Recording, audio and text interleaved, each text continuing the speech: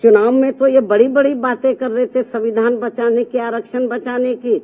अब ये जो 1 अगस्त को जो अभी रिसेंटली अभी जो निर्णय आया है, उस निर्णय पर तो अब ये संविधान नहीं दिखा रहे किसी को की ओर से आश्वासन आया। माननीय प्रधानमंत्री जी द्वारा केवल आश्वासन आया है, आश्वासन से काम नहीं चलेगा। अब जल्दी ही जिनको राज्यों में जल्दी ही विधानसभा के आम चुनाव होने वाले हैं, तो इन वर्गों के लोग न बीजेपी को माफ करेंगे, न कांग्रेस को, न अन्य पार्टियों को माफ करेंगे, क्योंकि इन्होंने इस बार जो 18वीं लोकसभा के आम चुनाव हुए हैं, उसमें इन वर्गों के लोगों के साथ बड़ा विश्वासघात किया, धोखा दिया है। दिनांक 1 अगस्त 2024 को माननीय सुप्रीम कोर्ट के द्वारा SC व ST वर्गों के आरक्षण के मामले में दिए गए निर्णय को लेकर अभी तक भी कांग्रेस पार्टी चुप क्यों बैठी है? अभी तक भी कांग्रेस पार्टी चुप क्यों बैठी है? इन वर्गों को ये भी सोचने की बात है। इस पार्टी के बारे में इन वर्गों को ये भी सोचने की बात है। इसके साथ ही जहां जहां इस पार्टी की यानी कि कांग्रेस पार्टी की अपनी राज्य सरकारें हैं, तो वहां ये पार्टी अभी तक भी अपनी स्थिति क्यों नहीं स्पष्ट कर पा रही है? अर्थात वहां भी ये पार्टी चुप क्यों बैठी है? या फिर ये कहे कि हम इस निर्णय को यानी कि कांग्रेस पार्टी इस निर्णय को ही मानते हैं और इस पर ही अमल करते हैं जो अभी 1 अगस्त 2024 को माननीय सुप्रीम कोर्ट ने दिया है। इसके साथ साथ आम आदमी पार्टी, जिनकी पंजाब व दिल्ली में भी इनकी अपनी सरकार है, ये पार्टी भी इस मामले में अपनी स्थिति स्पष्ट करे कि ये पार्टी इस निर्णय को वहां लागू करेगी या नहीं। इस प्रकार इन पार्टियों की भी इस दोगली नीति से SC व ST वर्गों के लोग जरूर सावधान रहें, जिन्होंने इस बार देश में 18वीं लोकसभा के हुए आम चुनाव में खासकर आरक्षण व संविधान को बचाने के नाम पर इन वर्गों का वोट हासिल करके अपनी अधिकांश सीटें जीत ली हैं, अपनी अधिकांश सीटें जरूर जीत ली हैं और अपनी एकमात्र हितैषी पार्टी BSP को नुकसान पहुंचा दिया है। और अब अंत में मेरा इन जैसी अन्य सभी पार्टियों से भी यही अनुरोध है कि वे भी इस देश के करोड़ों SC व ST वर्गों के लोगों के समक्ष इस निर्णय के मामले में अपनी अपनी पार्टी का स्टैंड जल्दी ही स्पष्ट करें, ताकि सही स्थिति इन वर्गों के सामने आ सके।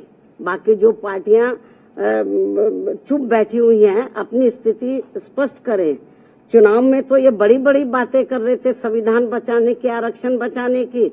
अब ये जो 1 अगस्त को जो अभी रिसेंटली अभी जो निर्णय आया है, उस निर्णय पर तो अब ये संविधान नहीं दिखा रहे किसी को। अब ये आरक्षण की बात नहीं कर रहे कांग्रेस पार्टी एंड कंपनी के लोग और भी पार्टियों के लोग, तो अभी नहीं ये संविधान की बात कर रहे, ना इनके आरक्षण की बात कर रहे। तो इसलिए मेरा यही कहना है इन सभी पार्टियों से, चाहे बीजेपी है, कांग्रेस है, केवल आश्वासन देने से बीजेपी की ओर से आश्वासन आया, माननीय प्रधानमंत्री जी द्वारा केवल आश्वासन आया है, आश्वासन से काम नहीं चलेगा। इन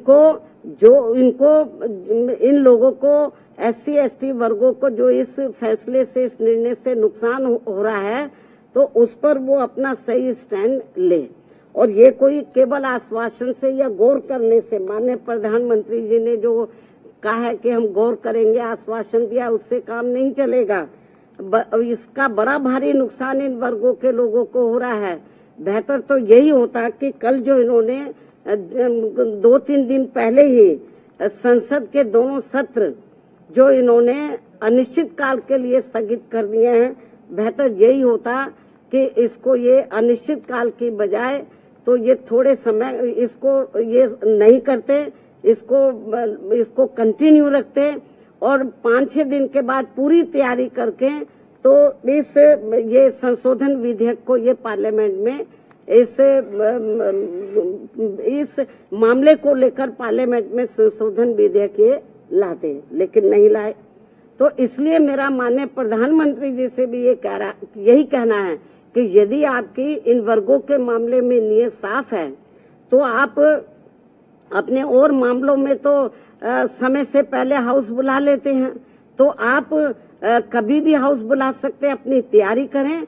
और ये जो 1 अगस्त 2024 को जो माननीय सुप्रीम कोर्ट का निर्णय आया है, तो इस निर्णय को निष्प्रभावी बनाएं, हाउस बुलाएं मतलब, और मालूम भी पड़ जाएगा कि हाउस में सभी दलों के का क्या स्टैंड है। और मुझे क्या लगता है कि ये इनको जल्दी करना चाहिए, ये ठीक नहीं है। वरना जिन राज्यों में अब जल्दी ही राज्यों में जल्दी ही विधानसभा के आम चुनाव होने वाले हैं, तो इन वर्गों के लोग न बीजेपी को माफ करेंगे, न कांग्रेस को, न अन्य पार्टियों को माफ करेंगे, क्योंकि इन्होंने इस बार जो 18वीं लोकसभा के आम चुनाव हुए हैं उसमें इन वर्गों के लोगों के साथ बड़ा विश्वासघात किया, धोखा दिया है। इनको कहा कि हम संविधान बचाएंगे, आरक्षण आपका खत्म हो जाएगा। अब ये चुप क्यों हैं? अब ये लोग चुप क्यों हैं? तो लेकिन इससे साफ जाहिर है ना ये संविधान को बचाने वाले हैं ना आरक्षण को बचाने वाले हैं। अब ये समझ में नहीं आ रहा आरक्षण को लेकर, ये जो संविधान को दिखाते घूम रहे थे सभी पार्टियों के लोग, अब क्यों नहीं संविधान को दिखा रहे हैं? अब क्यों नहीं आरक्षण की बात कर रहे हैं कि इनका आरक्षण जो निष्प्रभावी हो गया है, तो इसको प्रभावी बनाने के लिए इनको पार्लियामेंट का सत्र जल्दी ही शॉर्ट नोटिस में इनको बुलाना चाहिए और अपनी स्थिति बीजेपी की सरकार को क्लियर करनी चाहिए और बाकी पार्टियों को भी अपना स्टैंड क्लियर करना चाहिए, क्योंकि ये कुछ जरूरी बातें बुलाने के कहने के लिए मैंने आज आप लोगों को तकलीफ दी है।